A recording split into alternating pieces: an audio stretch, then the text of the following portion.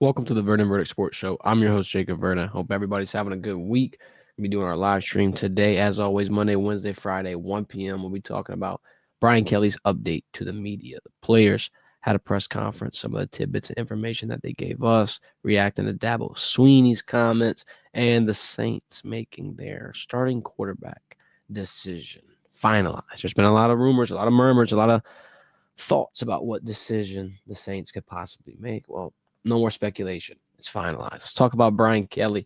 It's game week. It's week one. It's the spot of the season I feel like a lot of LSU fans are fixating on for good reason. Obviously, you have the horrible streak where LSU hasn't won a game one in 5 years, and everybody wants to start undefeated. And you feel like if you lose the week one game, then your season's already over. Everybody's already overreacted, and their heart's sinking, and they're upset, and yada, yada, yada. They're trying to prevent that from happening this year. There's a lot of positives you can say going into this week that you have now that you really didn't have at your disposal.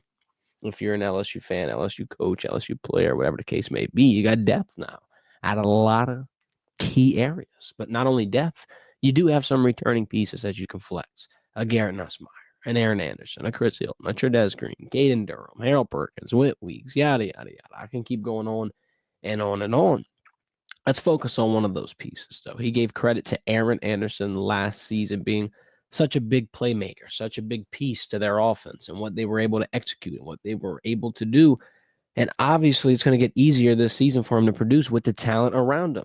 You bring in a guy like Barian Brown, Nick Anderson, obviously a healthy Chris Hilton alongside him all season will pay dividends. And it's going to make Aaron's job that much easier to be able to be the explosive play or the big vertical look, whatever the case may be. You can utilize him in a lot of ways, especially when the defense isn't allowed to focus on him and single him out and put him in a situation where you're not going to be able to get to him.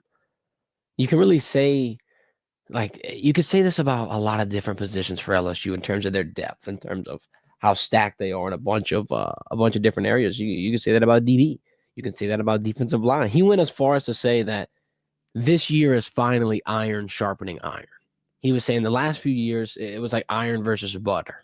And he said verbatim, iron does not like butter, obviously, I'd imagine.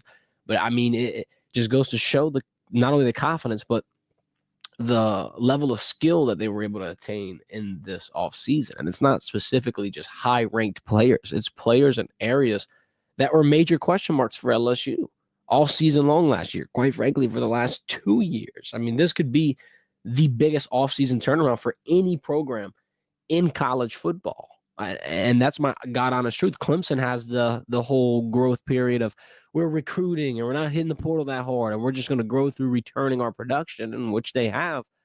LSU took a little bit of a different approach where we'll kind of scale up our portal, grabbings as the years go by. We're not going to hit too hard. We're going to hit a little bit. We're going to try. Obviously, Coach Kelly's trying himself to be able to recruit some talent. But now in this regard, you bring in almost 10 guys that you can throw out from the portal to your starting lineup. And I think it'll pay dividends in a lot of different areas. A key area, the biggest area, I think it will be defensive back. And I think you'll see that as soon as week one, because you got a lot of guys that you could throw out there.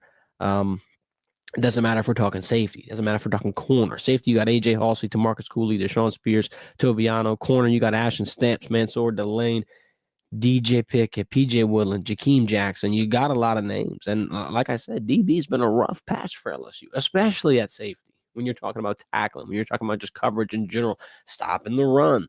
There's a lot of different areas where LSU will benefit now with having that many names. And I'm not trying to say that you want something like this to happen, but it doesn't matter if there's an injury. It doesn't matter if somebody's not able to answer the bell and play. I think LSU's DB room is deep. They don't need the four-man rotation that they're going to throw out there week in and week out repetitively over and over and over and over. They're going to be able to stylistically mix and match and piece together different combinations and looks throughout this season based on the amount of depth that they have in that backfield. And then also, I feel like when you have this many options, when you're not handcuffed, when you win the portal, you grab somebody like A.J. Halsey, a Tamarcus Cooley, a Mansour Delane. You bring in experience that not only you didn't have in this regard, but you bring in experience that, like, let's take Mansour Delane, for instance. Obviously, we were giving credit to Braylon Moore for already playing Clemson. Mansour's in the same situation. There's going to be faces. There's going to be moments. There's going to be times where in week 1, the new faces you brought in are going to be the pieces that I think are going to hold you together. If I'm saying LSU's defense is going to be the saving grace or have the opportunity to play hero ball on Saturday, it's going to come through moments from guys like A.J. Halsey or Mansour Delane. So you brought in pieces from the portal that are not only plug-and-play guys, but are guys that I think are going to raise the level of play, a competition, whatever the verbiage you want to use. LSU is going to be better because of the strikes that they made this offseason and the people that they're going to be able to put in those positions. And I think DB is going to be your biggest area of focus. We named 2 of them that I think are going to turn heads. Here's another one, P.J. Woodland. I think his stock is going to rise. I think he'll see an opportunity in week 1. And a lot of people are thinking P.J. Woodland could potentially be undersized. But there's been a lot of moments in camp where he's flashed, and it didn't matter who he was going up against. You get a deflection against Trudez Green, who's the biggest receiver out of every single option you got at LSU. It's going to be a lot of names to watch in that DB room, and I'm sure everyone's fixated on the A.J. Halseys, the Marcus Cooley's, the Mansour Delane, the Ashton Stamps, maybe even a Jakeem Jackson. There's going to be names that get in there and that get in the mix that you might not have thought of. P.J. Woodland, Toviano, obviously a DJ Pickett. It'll be interesting to watch. LSU's got options, though. And not to mention, let me give credit to Brian Kelly real quick, because this doesn't happen if you don't lock in and do the $1 million match like he did. And I went, look, there's no other coaches that took that initiative. And $1 million might not seem like a lot to a team who's putting together about 20-something million to revamp everything in the offseason, but it's out of his own pocket, out of his own checkbook. He's literally putting his money where his mouth is and saying, all right, cool, y'all want to support us, y'all want us to be better, this is how we do it. And then there's also the instance that this team, the money that they paid these players would have went to freshmen who were not going to be able to impact as early, as much, or as strong. I feel like in this regard, if Bryce Underwood, Decoria Moore, Jakeem Stewart, if they all came down, yeah, sure, it would be good and dandy, and the future would be bright. But in a way, what they were able to do this offseason was almost better. It was almost better. And it was all led through the $1 million match program. I'm not going to lie. Throwing $1 million into the pot and then having everybody else see that you're serious, that you feel like it's all or nothing, quite frankly. And then a lot of people around the nation are going to put Brian Kelly on the hot seat and say that it is all or nothing this season. And then that would honestly make the $1 million match less, how do I put this? It would make it less impactful, I guess, because now people are saying, well, I mean, he has to do that. His back's against the wall. It's his final ditch effort. It's also interesting to see the point that you're at in college football where a head coach can create a movement like this, because I don't think if he doesn't put that $1 million together, I don't know if you have as big of a push to get funding and as big of a successful result as you get. Because this went about as perfect as it could have been. 2 years ago, you would have never thought LSU's competing in this regard in the portal and the NIL and whatever the case may be. Now, here they are, one of the top programs, and I think it was a direct result of Coach Kelly and the efforts he was able to put together with getting that money together. Let's look at the chat real quick. Got Floby, got Blanche, got our guys in here. Coach Kelly feels confident heading to the season, so am I. Going to step a mud hole on him, huh? Blanche, I do think LSU can win this on defense. Not expecting it. Sure would be nice. Yeah, hey, look, tapering your expectations before a game is the best way to go. Because if you go in there gung-ho thinking you're going to win, you got a lot of room for disappointment. And obviously, LSU's put you in that predicament quite some time. So I respect it, Blanche. I'm kind of feeling the same way a little bit. My prediction will come out Friday. We'll be on the road going to Clemson, so it won't be a live show at 1 p.m., but I will have a recorded episode get put up at 1 p.m. talking about our predictions, our picks, our whole takeaways for week 1. The real deal slate of college football. Floby also like that he said, calm down the natty talk. We ain't there yet. Just making the playoffs this year. Not there yet. If Clemson be first on the bus. If they beat Clemson, yeah, the narrative's going to change a lot. That's going to be one of the biggest games everybody's watching all season, whether you're an SEC fan, an ACC fan, shit, a Big Ten fan, an old Pac-12 fan, whatever the case may be, whoever you're rooting for, you tapped in on prime time to see what's going on in Death Valley in Clemson, South Carolina. I'm not going to lie to you. Talking about craps on LSU's defense, give Clemson a fast start. Made me think Clemson's a paper tiger. See what I did there? Halsey, Cooley, Delane, Spears, Jackson, Pickett. Who's stopping us? Talking about DBU getting back. Look, you got options. And I think that's the most exciting part about this LSU defense after the revamp and rebuild period this offseason is you've got a bunch of depth all over the place. Everybody's scrutinizing the pressure in the D-line. Well, guess what? You revamp that edge and inside. Everybody's talking about the DB playing. You don't got consistency. You don't got enough talent. You got a bunch of corners and now a bunch of safeties to throw into the mix as well. Plus, you probably have one of the best linebacker duos in Whit Weeks and Harold Perkins that you're returning. I think LSU's in a phenomenal situation. Let's talk about Whit Weeks a little bit. Let's focus on the man himself, the high-energy guy. He talked to media. One of the first things he said I liked, I resonate with. I feel the same way. He was talking about A.J. Halsey. Now he's not getting enough praise, not getting enough credit. He was saying A.J. Halsey is a big, big get. He's a huge, huge boost to that defense, and I couldn't agree more with what I've seen from A.J. all camp long. The versatility, the aggressiveness, the ability to get down low, stop a run, get a first down saving tackle, the ability to get back in coverage, create some havoc, and prevent completions from getting made. That's what you need at LSU safety spot. You don't want a specialist that can be a liability in one area of your defensive scheme. Now, A.J. Halsey, I think, is your do-it-all guy. And he's going to have a big, big role into this defense. And I thought it was interesting that Whit was giving him his flowers and saying he didn't think he was getting enough of them. He talked about his rehab, how he was rehabbing with Harold Perkins while Whit was dealing with the ankle. Perkins was dealing with the knee. Both of them were held out through spring ball.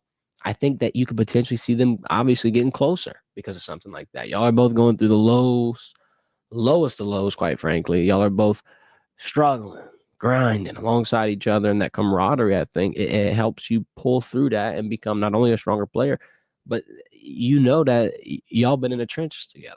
And I feel like that's going to pay off for this team in dividends through this season. You could throw Jacoby and Guillory in the mix there as well. He had the ankle, the Achilles that he was recovering from. There's going to be guys that have the unfinished business mindset going into this year, and it's all or nothing. This is the last ride, the last dance. I'm putting it all out there, and I'm going to try to go to the playoffs or go have a push for the national championship. I mean, these guys got one thing on their mind, and it definitely does seem like the team has a little bit of a different focus. I will say that. Blake Baker also was giving them credit, talking about this is the best tackle in defense that he's had yet. We made mention of that and how, of course, that's what you want your defense to do, to be able to be surefire tacklers on that back end. LSU has a spot where their best side of the ball could be the defense, and that's the first time you're saying that in quite some time. Year one under Brian Kelly, yeah, they had flashes, and they were able to adjust and come out of the second half and have these shutouts, and Matt House first year was all right. But as it got deeper into his stay, it got progressively worse, as everybody knows.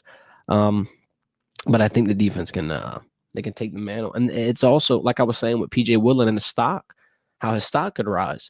There's going to be guys that outperform expectations and that get a way bigger role by the end of the season than what they have in the beginning.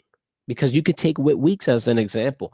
He wasn't the biggest name or the biggest guy or the biggest focal point on this defensive scheme, but he fought, clawed, and got his opportunity, and now he hadn't let it go. And now he's, like I said, one of your biggest stars, your high energy guy, one of your most talented players that everybody looks forward to seeing on Saturday. And there's going to be more names. Only time will tell who it'll be. But your A.J. Halsey's, your Mansour Delane's, your P.J. Woodlands, those are going to be the next guys up to be able to make their claim to be one of the best defensive players on your team. And if you got that many competing and showing and rising to the top, I think the defense has a lot of potential to be one of the best in college football, which if you pair that with a somewhat progressive, like the offense that can move down the field, you're going to have some type of success. Just got to get into the top 12. If you're a top 5 SEC team, you're breathing and you got a chance. Top 4, I think you're almost locked in for a playoff spot. Everybody's saying that LSU is at least the number 4 seed. You're seeing Texas, Georgia, Bama. You're seeing them all kind of shuffle around the top 3. Once you get past those teams, it's LSU or maybe an Ole Miss. There's not many other teams that you could put into that top 4 of the SEC. And it'll be interesting to see, and I think the defense will potentially help propel them past that point. Garrett Nussmeier, got to see him in 18 for the first time. You see on the right side of your screen. Looks good. Big week for him, though. Big week. Not just because you get the tradition. of number 18. You get to be the team captain and all this great stuff. And you got Blanche in the chat saying he was sure Nussmeier's going to keep 13, still warming up to it. Shows he can put the team first. Look, Nuss is the perfect guy for this number. If there was anybody that was the team leader, team first, whatever the case may be, it's Garrett Nussmeier. Very selfless, very talented, has an opportunity to be able to do what the last quarterback who donned number 18 did, and that's to win a national championship. He's going to have to do a lot of things to be able to seize that and realize that moment, but he's got a good opportunity. He's got a good chance. Now, like I was saying, this week, the narrative has been fixated around the fact that these are two of the top quarterbacks facing off. And there's going to be a pivot point this week, whether it's good or whether it's bad. If it's good, if they win, if LSU goes into South Carolina and defeats Clemson, comes back home 1-0, Garrett Nussmeier will be talked about as a potential Heisman favorite. LSU will be talked about as a potential national champion favorite. If they lose, people are going to have so many questions about Garrett Nussmeier. Now, obviously, how they lose will be indicative of the way those questions are asked, but there's a fork in the road here in week 1 already in Garrett Nussmeier's final season of college football. And either way you go, there's going to be an interesting response. I think it's all going to come down to how quickly he's able to come together with the new faces, the offensive linemen, the wide receivers. Yeah, the running back room kind of staying the same, but it's just there's going to be a new look, a new vibe for this offense. I've used this comparison or this analogy a million times. This will be the 1,000,001th. Sometimes when you get, let's say, a new suit, you ain't looking the best. You got some bagginess here and there. It ain't trim. You got to take it to a tailor and get it trimmed up, get it fitted. So Garrett Nussmeier had to do it at his offense. In his second year, the suit, so to speak, will be a lot more trim. And now, as a result of that, I feel like you're going to have a team that, if you prevent the mistakes early on, if you don't have to have that slow start where you're playing from behind, if you're not going to turn the ball over and create a lot more ground for your defense to have to catch up on, you're not going to be in the same situations that you were last year. The USC game, you should have won that. That was a situation where it was just poor planning. Texas A&M, 15 minutes of good football, you win that game. At most 20 minutes of good football. That's 2 losses off the board that LSU could have potentially went to the playoffs if you reversed. LSU's in a spot now where I think that you return experience and you're going to be a little bit smarter, so the mistakes are going to kind of happen less and less and less. But if you get Nussmeier comfortable, if you protect him in that pocket, if you balance it with not him having to just throw the ball, if you can create some offense with the run, if you could take some pressure off of his arm and have the legs and the ground game kind of save you a little bit, chew some clock, and get some progression, and have the defense get some stops on the other side, and he doesn't have to score, like everyone's saying in the chat, 4 touchdowns, 5 touchdowns. Garrett Nussmeier has a foolproof plan in week 1 to be able to be undefeated and one of the best in college football. It has to be balanced on both sides. And you have the opportunity to play complementary football. This defense is good. The offense is going to have to answer the bell, though. A lot of people are going to have question marks about that offensive line. Rightfully so. It's going to be an interesting group. Let's talk about Dabo Swinney, the man himself, Clemson's head coach. Hasn't released a depth chart yet, trying to stay mysterious, trying to keep everything close to the vest, his poker face, if you will. Week 1, it's going to have a lot of surprises. A few of them are going to be on Clemson's offensive line, just as, ironically enough, there will be on LSU's offensive line. They are each going to play about 7 linemen in their offensive trenches. They're in about the same boat. Now, this makes me not as worried for LSU's situation, because when you hear multiple offensive linemen, a rotation, this, that, and the other, I get worried, because I feel like that's a decision that you probably have yet to be able to make it. You want to see live reps, of course, and you can't simulate that in practice, and you want to just see them in that predicament. I get it. You don't want to, you don't want to just be stuck and rooted in your old ways during that game where, if your left tackle keeps giving up, sacks, or if your guards can't get inside push and you're not able to run, then obviously you're going to have to make some changes.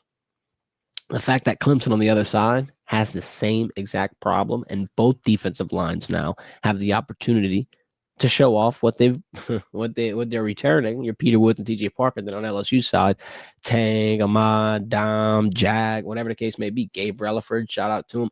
you're going to get to see the D-lines eat. And that's part of the reason I think you could see a stalemate, and you can see the defenses play hero ball, and you can see this being a low-scoring game at times. Like I keep talking about top quarterbacks and this and that. K. Klubnik, Garrett Nussmeier, phenomenal. Going to be great all season long. There's an opportunity here for the defense to be able to kind of spoil their debut to the season a little bit, if you will. I do think there could be a tug of war back and forth between that. And this offensive line comment is making me feel a little more confident in that take.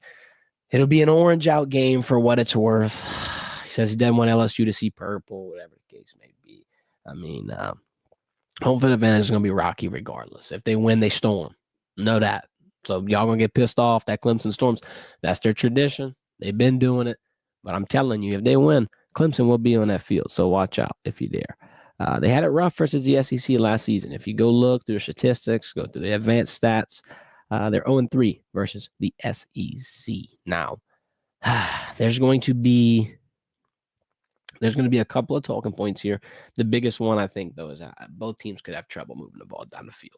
Not enough people are talking about that. So it'll come down to who makes the least amount of mistakes. And I hate to be cliche, but it is what it is. If Garrett Nussmeier can protect the football, not turn it over, get some type of production from his running backs like Caden Durham, Caleb Jackson, Harlan Berry, Juwan Johnson, whatever the case may be. Shit, if you want to throw Zay Thomas out there in the backfield and do some creative screens or something, just have a balanced approach where you're not going to have to throw for 350 yards and 4 touchdowns. If Garrett Nussmeier can put together a nice, clean, crisp 250 and 2, and you can have some defensive stops, I could see LSU walking out 24-17. Prevent Clemson from scoring more than 3 touchdowns, and you're going to have a good game. That's my opinion. That's my take. My full prediction will be out Friday at 1 p.m.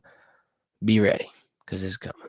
And we will be there in Clemson live, in the flesh, on the field, with the coverage. Follow us on Instagram, on Facebook, on TikTok, at Verdin Verdict. Links in the description. And get all your on-site coverage all season long from us.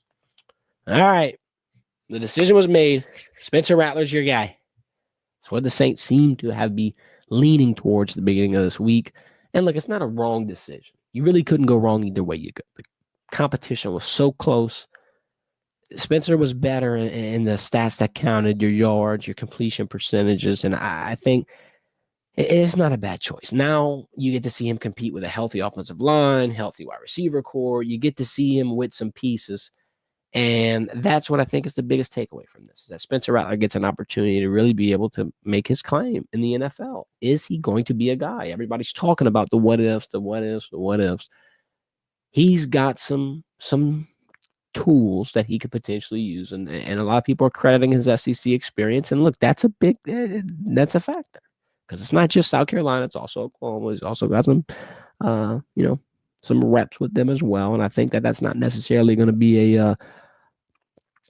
a deciding factor on him being a successful quarterback. I do think, though, that it's all indicative of Spencer Rattler having more experience than Tyler Shough. Tyler Shough had 5 years of college experience, but he didn't have all that much starting experience. He didn't have all those much live reps. And I think he's going to be a developmental piece. And now it allows him to sit on the bench and develop. I mean, he might not have been the most polished and ready guy. And a lot of Saints fans are worrying, like, man, well, we should have got this guy. We should have got this guy. We should have got this guy. I think the only quarterback that was really, really ready to hit the ground running and your surefire, okay, this is our guy pick, was Cam Ward. Everything after that, I think, was just about close. Shedeur is the third quarterback on his team. Dylan Gabriel is obviously, second. Kind of had a rough preseason. You don't really know how you can go about it. Jalen Milroe's on the Seahawks, so lower on that depth chart. I mean, if you keep going down the list, there's not a lot of rookie quarterbacks that made their claim and became the guy. So I'm not going to say that the Saints are behind because Tyler Shough is on the bench. Quite frankly, they're on schedule. And quite frankly, this actually lowers the expectations for Tyler Shough, in my opinion, because now if Rattler, who, by the way, the writing's on the wall here for him having not that much of a, I'm not going to say leash, but he don't got a lot of opportunities here as the Saints quarterback. Through the first 4 weeks, they're going to play the Cardinals, the Niners, the Seahawks, and the Bills. If you go under 500 right there, I think that's when he gets pulled. If through the first 4 weeks you go 1-3, 0-4, God forbid, I don't think you need to see anything else. If you go 2 for 2, 3 for 1, I mean, hell, yeah, all right, Rattler, it ain't bad. 1 for 3, I think you start making some tough decisions here because you saw what you needed to see from Spencer Rattler. Now, if they're all 1-point losses, defense giving up final play bombs, then now it's not going to rely on his shoulders, but he doesn't have half a season to be able to make his claim as the Saints' top guy. But like I was saying about the expectations for Tyler Shough, now he gets to sit on the bench and just chill. If he comes in at that point and they're 1-3, 2, whatever the case may be, the expectation for that season is already set. You've already seen the Saints lose. The Saints have a 6-win total, according to Vegas.